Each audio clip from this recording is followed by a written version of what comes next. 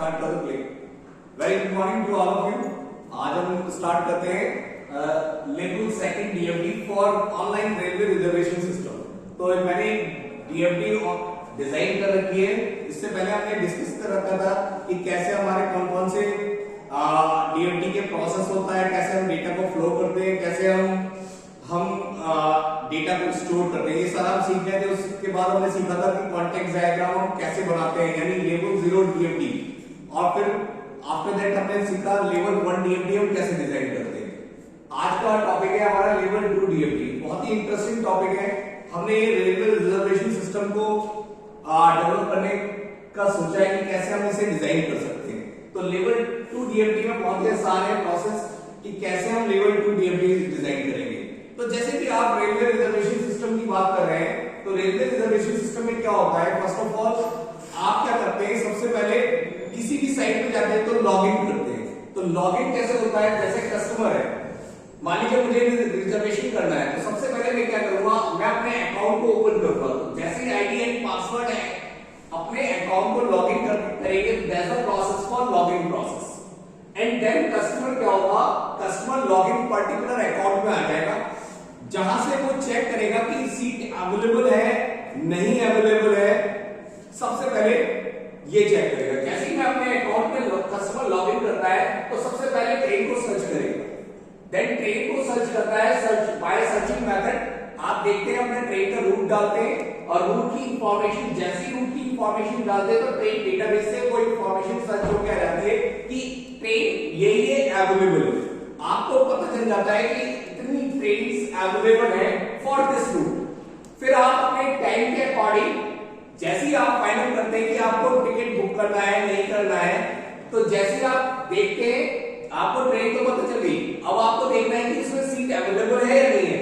जैसी seat booking history में जाते हैं और सीट की इंफॉर्मेशन आपको मिलती है कि इट इज अवेलेबल और नॉट, तो ये टिकट डेटाबेस में पता चलता है जाके कि वहां पे सीट अवेलेबिलिटी है या नहीं। आपने जैसे ही सर्च करा और अवेलेबिलिटी रिक्वेस्ट आपके पास आई, कस्टमर ने जैसे ही डिसाइड कर लिया अवेलेबल सीट है, यानी आपको पता चल गया आपके पास अवेलेबिलिटी है, वेटिंग नहीं जा रहा, देन तुरंत ही आपने क्या करा, उसके लिए पेमेंट पोर्टल पे जाके उसका पेमेंट डन कर दिया। पेमेंट के बहुत सारे मेथड्स होते हैं, ऑनलाइन, यूपीआई, आप जो भी पेटीएम ट्रांजैक्शन करना चाहते हैं वो कर सकते हैं उससे रिगार्डिंग। जैसे ही आप पेमेंट डन होता है, फाइनेंशियल डेटाबेस उसे एक्सेप्ट करता है। उसके बाद क्या होता है, वो उसकी पेमेंट डन की रिसिप्ट कस्टमर के लॉगिन के अकाउंट में ही वो डेटाबेस में चली जाती है, जिससे कस्टमर को पता चलता है कब बुक हिस्ट्री हो चुकी है नहीं हो चुकी। आफ्टर दैट कस्टमर चेक करना चाहता है कि मेरा टिकट बुक हुआ नहीं हुआ, तो वो भी उसके लॉगिन अकाउंट में डेटाबेस में होता है। कैसे देखेगा, वो टिकट हिस्ट्री चेक कर सकता है कि आपने कब कब अपनी टिकट बुक करी थी या नहीं करी थी। तो वो टिकट की इंफॉर्मेशन चेक करेगा बाय डेट। आप जैसे डेट डालेगा आपको इंफॉर्मेशन टिकट की पता चल जाएगी। अब ये प्रोसेस था आपका ऑनलाइन रिजर्वेशन का कि आप रिजर्व करते हैं टिकट, लेकिन कभी कभी हमें होता है टिकट तो रिजर्व करवा लिया हमने, और आफ्टर दैट अब हम क्या करें, कैंसिलेशन रिक्वेस्ट कैसे डालेंगे। तो कैंसिलेशन रिक्वेस्ट डालने के लिए सबसे पहले हम क्या करते हैं, कस्टमर क्या करता है, लॉगिन। लॉगिन प्रोसेस सेम है, चाहे आप टिकट कैंसिल करें या टिकट को क्या कहते हैं, न्यू टिकट जनरेट करें। जैसे आप कस्टमर लॉगिन में आता है, देन वो क्या करता है, बुकिंग कैंसिलेशन ऑप्शन पे जाता है उसके प्रोसेस पे, और उसमें क्या डालता है, बुकिंग इंफॉर्मेशन। जैसे सीट की बुकिंग इंफॉर्मेशन डालता है डेट के साथ, तो बुकिंग जो कैंसिलेशन प्रोसेस है वो चेक करता है ticket first of all valid है या नॉट वैलिड है। क्या पता आप कोई गलत टिकट डाल रहे हैं और उसका पैसा रिफंड मांग रहे हैं, तो ये प्रोसेस भी चेक करता है बुकिंग कैंसिलेशन ऑफिस।